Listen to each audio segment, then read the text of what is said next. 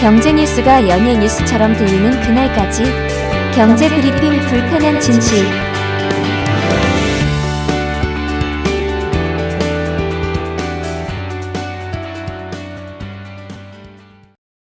경제 브리핑 불편한 진실 5월 19일 순서 시작하겠습니다.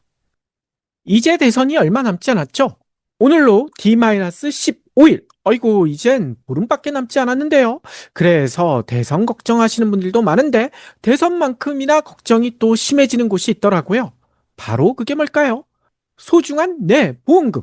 내 보험금이 어찌 되나 이런 걱정을 하시는 분들이 최근 크게 늘어나고 있습니다. 지난 3월 17일자에서도 이 얘기 드렸었는데요. 설마 했던 MG 손보 청산 위기, 가입자 어떻게 해야 할까? 이 편에서 알아봤듯이 국내 보험사들이 요즘 상태가 정말 안 좋거든요. MG 손보 뉴스 보신 분들 아실 거예요. 가교 보험사를 설립해서 그나마 가입자들의 불안이 해소될 수도 있다. 이런 기대를 모으고 있었는데요. 근데 MG 손보 노조가 총파업을 논의하고 있다고 합니다. 사태 해결이 길어질 공산이 커지고 있다고 하고요. MG 손보뿐만이 아니죠. 여러 보험사들 이야기가 거론되고 있는데 특히 KDB 생명 여기도 사실상 완전 자본 잠식 상태다 이렇게 알려졌거든요. 그러면서 불안을 더욱 키우고 있습니다. 먹을 거 입을 거 아껴가며 넣은 피 같은데 보험금 날아갈 수도 있다. 도대체 어떻게 해야 될까? 이런 걱정이 커지고 있는데요. 정말 이거 어찌해야 될까요?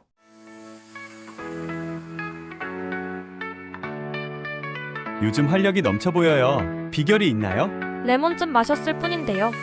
나도 홈쇼핑에서 레몬즙 사서 마셨는데 효과 없더라고요. 아무 레몬즙이나 마시니 그렇죠. 기왕이면 세계적인 레몬 산지 스페인에서 생산된 레몬으로 만든 것을 먹어야죠. 그것도 레몬 한 개를 그대로 한 포에 담은 레몬즙을 마셔야 해요. 그런 레몬즙도 있나요? 경불진의 오랜 깐부 브리오 비타민에서 살 수 있는 레몬즙이 있잖아요. 유기농 인증을 받은 데다 레몬 이외에는 아무것도 넣지 않아 안심할 수 있어요. 우와, 국내 유기가공식품 인증은 물론 유럽연합 유기농 인증까지 받아 믿을 수 있겠군요. 간편하게 1일 1레몬 하면 요즘 유행하는 독감도 걱정 없어요. 네이버나 카카오에서 브리오 비타민을 검색해서 1일 1레몬 하세요.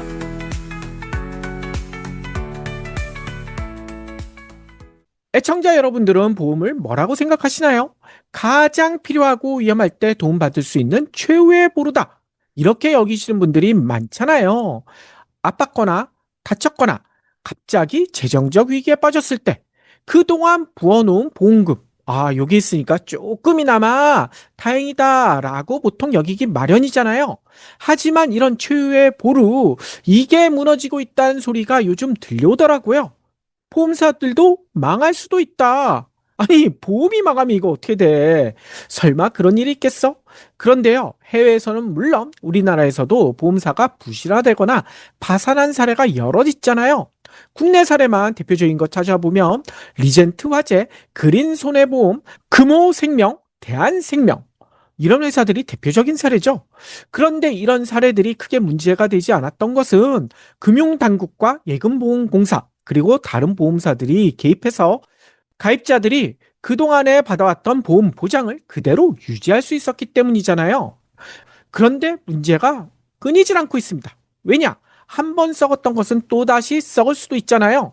요즘 가장 뉴스에 오르내리는 MG손해보험 중소형사에 속하는데 역사는 생각보다 매우 길거든요.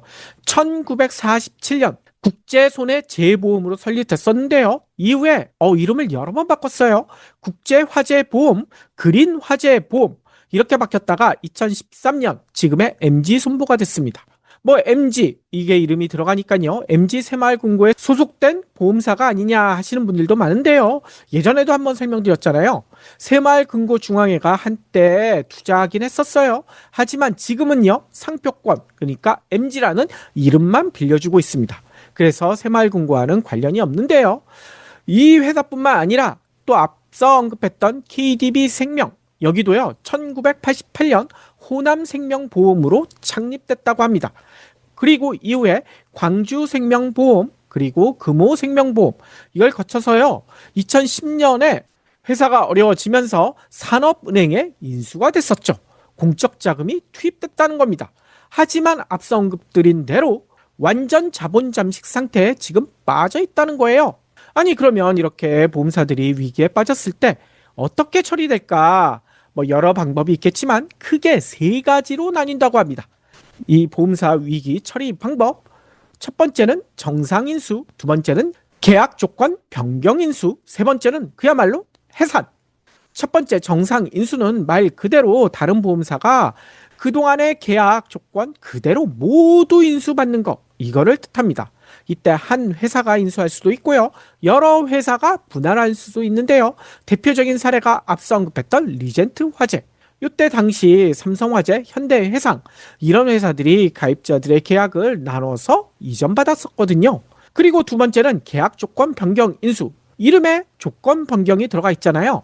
망한 회사를 인수하려는 회사 어떻게든 한 푼이라도 깎으려고 하겠죠.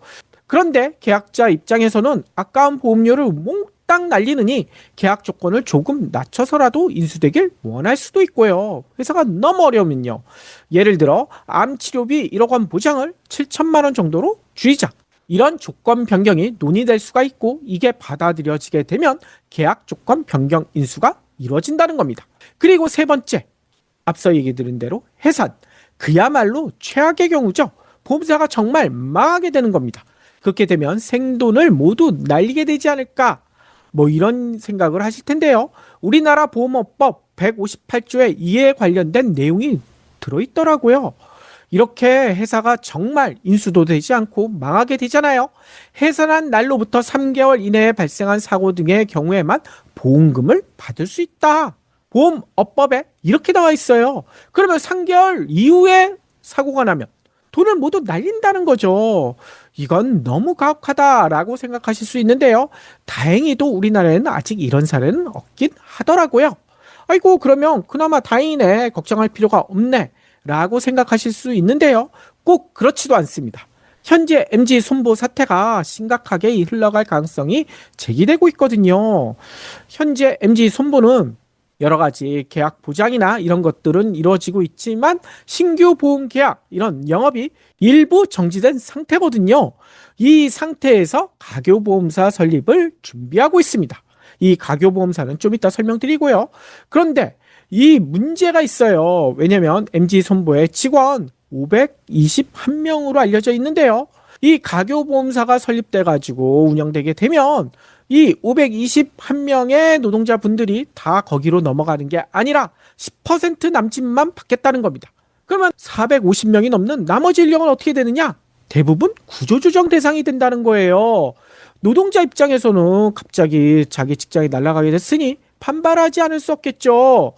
일부만 채용하는 것은 직원들 사이의 분란을 조정하는 것이다. 따라서 노조는 정상적인 매각을 노력해야 한다. 지금 산업은행이나 금감원은 뭐 하고 있느냐? 노조는 그렇게 불만을 터뜨리고 있습니다. 그런데 이게 어떻게 흘러갈지 좀 더 지켜봐야 된다는 거예요. 앞서 완전 자본 잠식 상태라고 얘기했던 KDB 생명, 여기도 문제가 생기면 좀 심각할 수가 있습니다. 여기도 직원 수가 520명 남짓. 어이구, 여기도 상당히 많잖아요. 그렇기 때문에 여기도 노동자들을 어떻게 할 것인지에 대한 논란이 불거질 수밖에 없고요. 요즘 언론에 이름이 오르내리고 있는 다른 보험사들은 직원 숫자가 더 많아요. 매각 등이 추진되게 되면 갈등이 불거질 수밖에 없다는 거죠. 아니 그러면 노동자들은 그런데 계약자 입장에서는 어떻게 될까? 앞서 MG손보에 관련돼서는 가교보험사가 설립 중이라고 얘기 드렸잖아요. 이 가교보험사, 이거는 금융당국이 꺼내든 마지막 카드거든요. 이게 왜 그러냐? 계약자들이 손해를 보는 완전 청산 대신, 그러니까 앞서 얘기 드렸던 세 번째 해산 대신 보험계약 전부를 가교보험사로 이전한 뒤 우리나라의 5대 대형 손보사, 여기는 그나마 안정적이거든요. 여기에 최종적으로 분산한다. 이게 목표라는 거예요. 이 과정에서 보장 내용이나 보험료 등 조건 변경은 없도록 하겠다. 그러니까 앞서 얘기 드렸던 세 가지 방법 중 첫 번째, 정상 인수를 5개 보험사에 나눠서 하겠다. 이게 목표라는 겁니다. 가교보험사는 파산한 금융기관을 정리하기 위한 일종의 임시회사거든요. 이게 이번에 처음 등장한 건 아닙니다. 과거 저축은행 사태 때 당시 비슷한 모델이 있었거든요. 하지만 보험업계에 적용되는 것은 이번이 처음이라고 해요. 아니 그러면 구체적으로 정말 어떻게 한다는 것일까?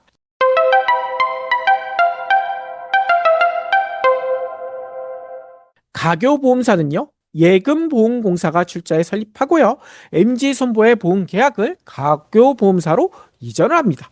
MG손보는 약 151만 건의 계약을 보유하고 있거든요. 이를 유지하기 위해 올해 3분기까지 가교보험사를 설립한다는 거예요. 예금보험공사와 삼성화재, DB손보, 현대해상, KB손보, 메리츠화재, 우리나라의 대표 5대 손보사잖아요. 여기가 가교보험사를 공동 운영한다는 거죠. 그러면서 MG손보의 자산과 부채를 실사를 하고요. 5대 손보사들은 최종 계약 인수를 위한 전산 시스템 등을 준비한다는 거죠. 이런 준비가 끝나게 되면 최종적으로 계약을 이전하겠다라는 건데요. 이게 얼마나 걸릴까요? 지금 흘러나오는 얘기는 1년 반 정도 소요될 것이다. 근데 빨라야 합니다. 빨라야. 따라서 MG손보의 계약 이전은 내년 말이나 돼야 실질적으로 이루어질 수 있다. 내후년으로 넘어갈 수도 있다. 이런 얘기가 나오고 있다는 거죠. 아니 그래도 내 보험이 가교보험사를 통해 유지되는 것이니 안심해도 되지 않을까라고 생각하실 수 있는데요. 물론 그것도 틀린 이야기는 아닙니다. 보험 계약자 입장에서는 당장의 보험 공백은 없을 수가 있다는 거예요. 하지만 조건은 그대로 인수지만 회사마다 보험의 특성이나 이런 게 다를 수밖에 없잖아요. 그래서 상품 조건 변경이 일부 있을 수도 있다는 거예요. 그리고 서비스도 격차가 날 수밖에 없죠. MG손보 예전 방송에서 얘기 드렸지만 이 회사가 어려워지니까 계약자들이 유리하게 계약을 맺어왔거든요. 이게 사라질 수도 있다는 겁니다. 약간 해석 차이도 있을 수 있다는 거예요. 따라서 그동안에 받았던 그런 혜택 그대로 누리는 것은 사실상 힘들어질 수 있다는 겁니다. 특히나 갱신형 실손보험 아니면 변액보험, 이거는 운용 수익이나 보험료 변동이 반영되잖아요. 이런 상품일수록 계약 이전 과정에서 예기치 못한 해석 차이가 있을 수가 있다는 거예요. 분쟁이 발생할 소지가 매우 높다는 거죠. 하지만 그나마 다행인 점도 있어요. 뭐냐면요, 앞서 언급했던 5대 손보사들 가교보험사 참여에 긍정적일까요? 물론 금감원 얘기이긴 하지만 설립에 흔쾌히 참여하고 있다라고 알려지고 있습니다.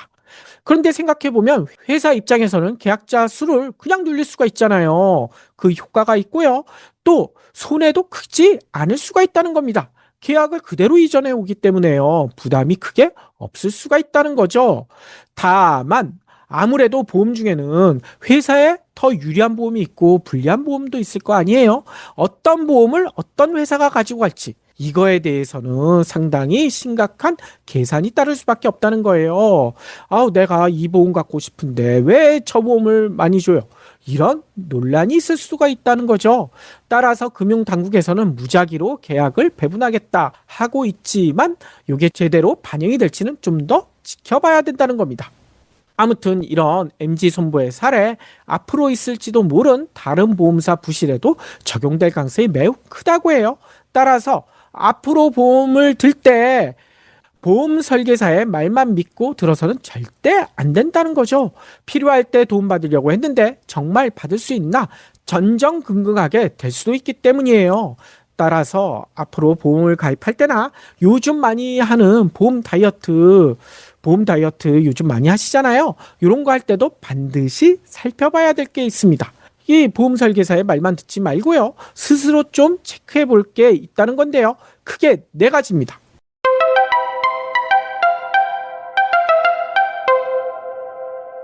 첫 번째, 재무 건전성 지표 확인. 이게 뭐냐면요, 보험사에는 지급 여력 비율이라는 게 있거든요. RBC라고 해요. 은행 같은 경우에는 국제결제은행이 제시하는 자기자본 비율 다들 아시죠? BIS, 이것과 비슷한 개념이 보험에는 RBC거든요. 이게 뭐냐면요, 보험사의 가용 자본을 요구 자본으로 나눈 비율을 뜻합니다. 보험업법에 따라 이 RBC는 100 이상을 유지해야지 정상적이에요. 다만 좀 더 안전하다라고 할 수 있는 그 수치는 150%.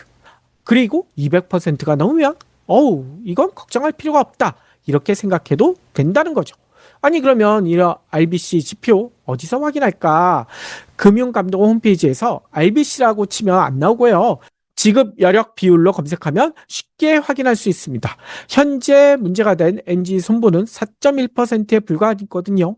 그러니까 정말 큰일이라는 거죠. 두 번째 우리가 반드시 확인해야 될 것은 신용등급이에요. 왜냐, 최근 난리가 난 곳이 있잖아요. 롯데손보.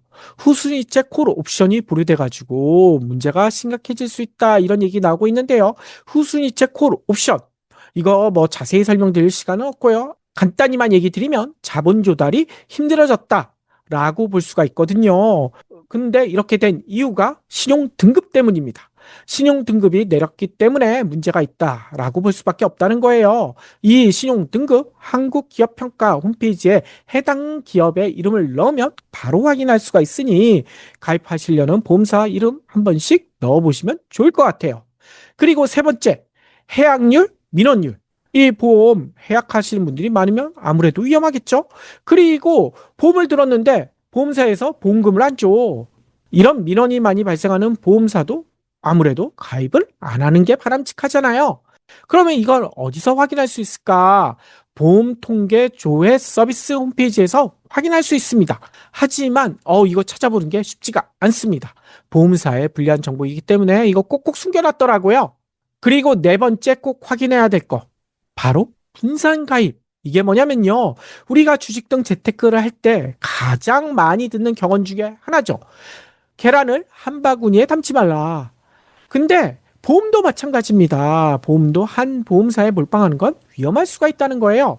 따라서 생명보험은 A사, 건강보험은 B사, 이렇게 나눠서 가입하는 게 혹시나 있을지 모를 위험에 대비할 수가 있다는 거죠.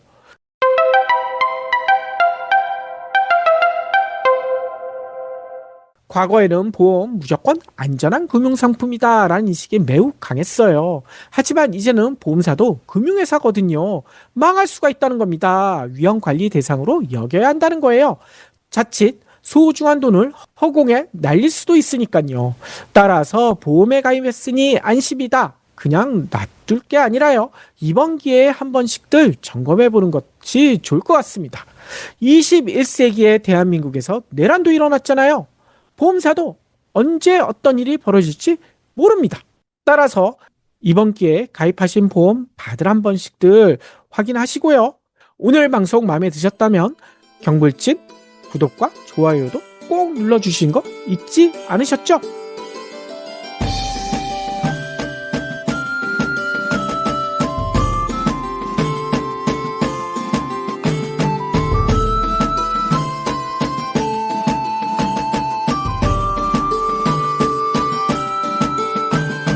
경불진 완주해주셔서 감사합니다. 하트 투척, 댓글 남기기, 링크 공유, 계좌 후원 등 경불진 두 PD에게 힘을 보태주세요. 더 좋은 내용으로 보답하겠습니다.